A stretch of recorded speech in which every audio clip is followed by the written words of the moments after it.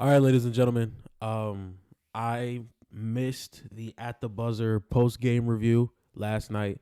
We had a lot of interesting games with the Lakers and Suns. The Suns were able to squeeze that one out at the end. I knew the Lakers were going to lose eventually. I knew we had to lose eventually. So things happen.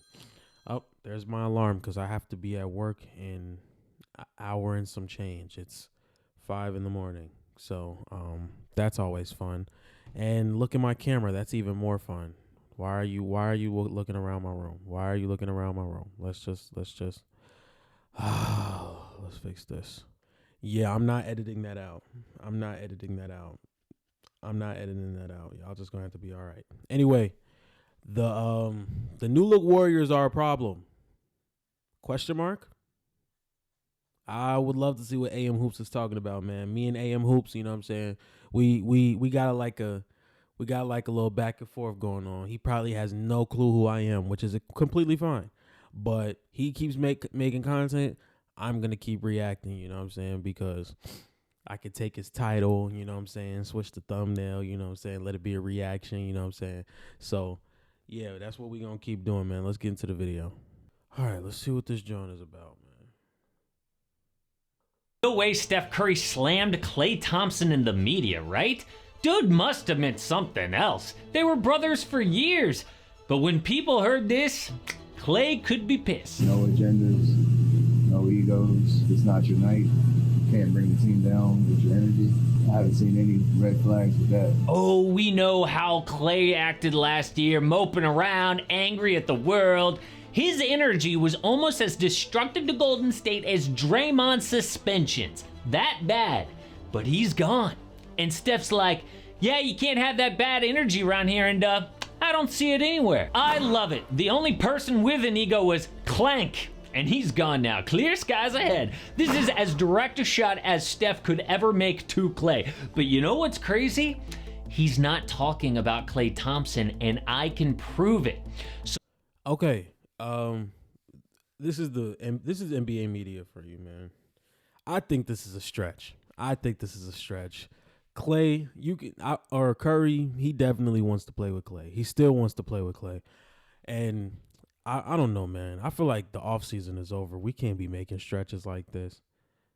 Steve Kerr ran a 12-man rotation opening night last week, and it worked. Normally, a team goes like 10 deep at most, but Kerr said everyone played so well in preseason, he gave everybody minutes. So starters were Steph, Wiggs, Kuminga, Draymond, and Trace Jackson-Davis.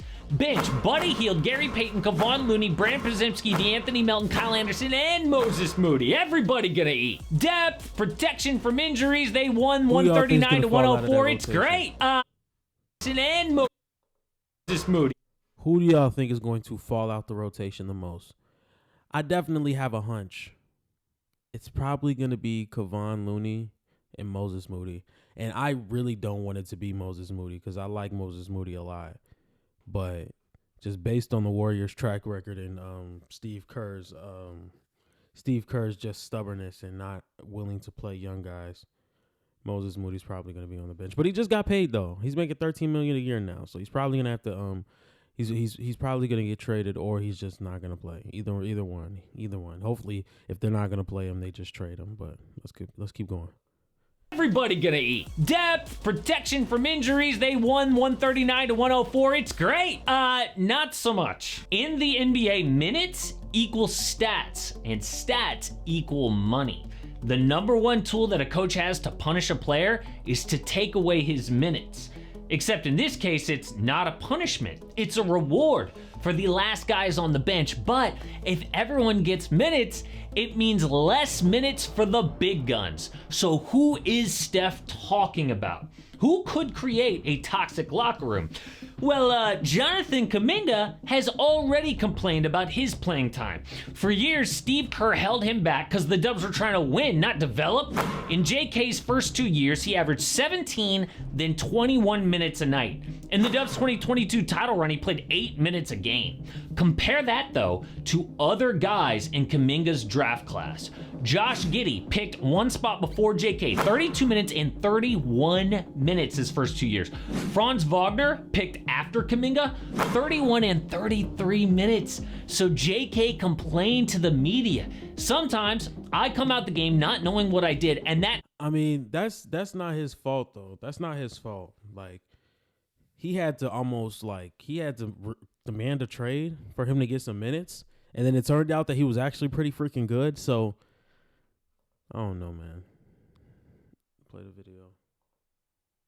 This is with my head. It's like, what do they want me to do? He leaked that he lost faith in Steve Kerr. So Kerr said, fine, gave him more responsibility. And Kuminga, before complaining, 13 points a night, 4 boards and an assist. But after a minute's bump, 18.5 boards, 3 dimes, and more efficient. But one problem, Kuminga balled while Draymond Green was suspended. But with Dre back, not so much. The Dubs had big problems with lineups that featured JK, Draymond, and a traditional center, like Looney or Trace Jackson Davis. 3 guys who can't shoot? You cannot do that in the modern NBA. So sure enough, when Kuminga got injured late in the year, out 6 games, they went 5-1. So Kerr benched JK and said what JK is looking at is, how can he make himself more versatile to be available in different lineups? Can he be a small forward? That's a big question. I don't know the answer to it. Translation, learn how to shoot, be more versatile. And did he work on his shooting? Maybe he did, but game 1 was awful. Scored 10 points on 3 of 9 shooting, 0 for 2 from 3. And I know it's just one game, but this could get ugly. So it wasn't about Klay. Steph knows JK could be a problem waiting to happen. And I don't blame the kid. Like, you know, it's cool to get drafted by the Warriors, a winning team, right? Kuminga won a chip as a rookie.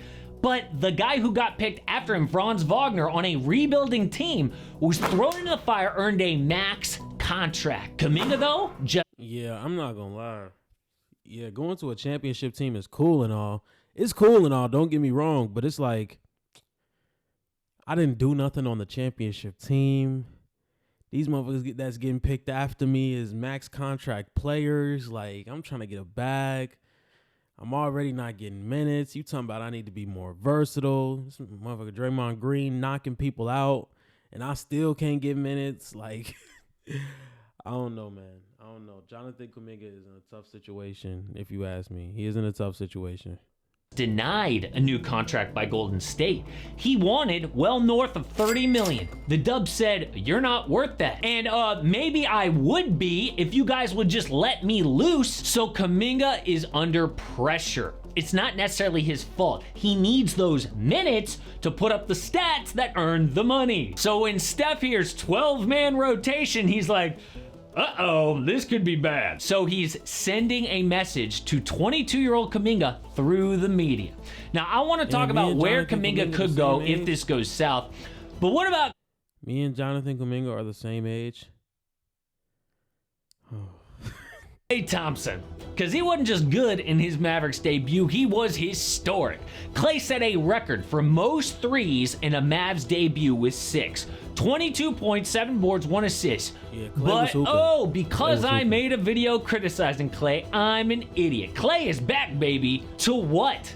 To his pre-injury self? Are you kidding? The problem with Klay isn't hitting threes or going off on a certain night. It's consistency. I mean, this is a man who dropped 35 points off the bench last year against the Jazz, but in the biggest game of the season for the Warriors, the play-in game, he went 0 for 10. But forget Splash Brothers. This year, it's the Splash Buddies. They now have Steph Curry and Buddy Hield. Because in just 15 minutes, Buddy scored 22 points as well, 5 of 7 from deep and 5 boards. This could be the perfect situation for him. A motion offense that needs his three-point shooting and quickness. Buddy has teammates now who know how to get him the ball in good spots and plays for a coach who designed this offense for an elite three-point shooter like him. But if Steve starts to lean on Buddy Hield more than Kuminga, we could have a problem. And one of the reasons for no new contract for Kuminga is a trade.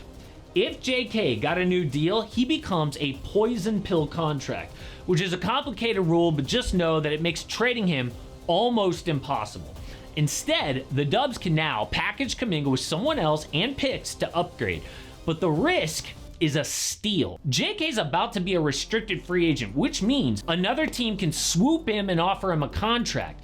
Now, Golden State would have the option to match, but what if it's too rich for them? So teams with enough cap space to steal Kuminga are the Nets, the Hornets, the Wizards, the Rockets, and the Pelicans.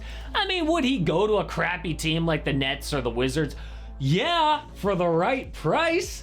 And honestly, I can see the offer coming. Dude is just 22 years old. A lot of potential left. And in that case, they would lose him for nothing. But if they get word that it could happen, a trade is almost guaranteed. So what could the Dubs get back? Well, they've already tried multiple stars. I mean, Steph even said, most teams are probably not going to want to help us. Call it punishment for being so good for so many years. For example, The Athletic says that the Dubs were actually involved in the Karl Anthony Towns talks, but couldn't get a look. They made several offers for both Paul George and Lauri Markkanen, but got nothing. So who else is available? I think the most realistic player is Jimmy Butler. He's already been linked to Golden State this summer, and he's got problems in Miami. They didn't extend him, and it started out slow. If things keep going south, a move could happen. The unrealistic option is Giannis Antetokounmpo. Obviously, this would wait till after the season, not the trade deadline. But no team is under more pressure than the Milwaukee Bucks. They have gone all in, and even Giannis said before this season, yeah, if we don't win a championship, I might get traded. At any given moment, if you don't succeed, that might be it for us. If you don't do a good enough job, you're out. But for now, the Warriors are trying to shock everyone and make a playoff run. I think second round would be a huge success for this team. But for a team with a top 10 player all time on the roster, they need a major upgrade. Jonathan Kuminga ain't good enough. But there is fun going on early in this season. Like, have you seen the new shortest player in the NBA? Not only is this kid... Hey, if you want to build up Kuminga's trade value, the only way you're going to do that is if you give him minutes. Like, that should go without being said.